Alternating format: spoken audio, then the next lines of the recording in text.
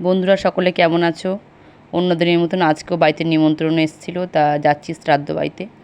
এক মাসিমার গত হয়েছেন গত বছর। তা ওনার আমরা মৃত্যুবার্ষিকীতে গেছিলাম, তা 1 বছর পূর্ণ হয়ে গেল। সেদিন আজকে আবার ঘুরে এসছে, তা আমরা সেখানেই গেছি। এই দেখো, এই মাসিমার মৃত্যুবার্ষিকীতে আমরা এসেছি। তা এই বাড়ির থেকে অনেক কিছুটাই দূরে, বাতকুল্লায়। আর এই দেখো, এখানে এসে দেখি যেহেতু আসমুক্তি, মাছের ব্যবস্থা তো অবশ্যই থাকবে। খাওয়া দাওয়া করে আমরা বাড়ি চলে এসেছি বন্ধুরা। বাড়ি এসে বিকালবেলা একটু আমের আচার করব, সেইভাবেই রেসিপি তৈরি হচ্ছে। এই দেখো, কাঁচা আম এই যে সুন্দর করে ছুলে খোসা সমেত নেওয়া হয়েছিল, আর কিছু কিছু আম কোড়ার জন্য ছোলা হচ্ছে।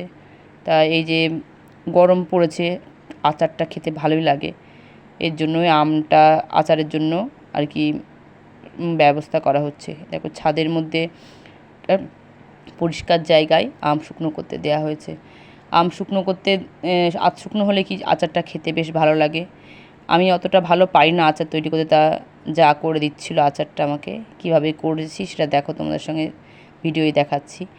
এই যে উনুনের মধ্যে আচার জিনিসটা উনুনে মানে কাঠের আগুনে ভালো হয় বেশ। এই যে গুড় দিয়ে গ্যাসেও করে, যাদের উনুনে দেওয়া তো গ্যাসেও আচার করে খায়। তা আমাদের বাড়িতে যেহেতু কাঠের ব্যবস্থা আছে উনুন, তাই সেই গুড় দিয়ে আম মাখিয়ে ভালো করে মশলা দিয়ে জাল দেওয়া হচ্ছে। আর দেখো, মশলাটা শিলনোড়ায় পেস্ট করা হচ্ছে, শুকনো লঙ্কা আর ভাজা মৌরি আর যে মশলা গুঁড়ো করে সুন্দর করে কড়াইয়ের মধ্যে নিয়ে এই যে নাড়াচাড়া করা হচ্ছে। আম মশলার সঙ্গে ভালোই সুন্দর করে মজে গেছে। আর এই দেখো, আচার আমাদের রেডি বন্ধুরা, সকলেই ভালো থেকো।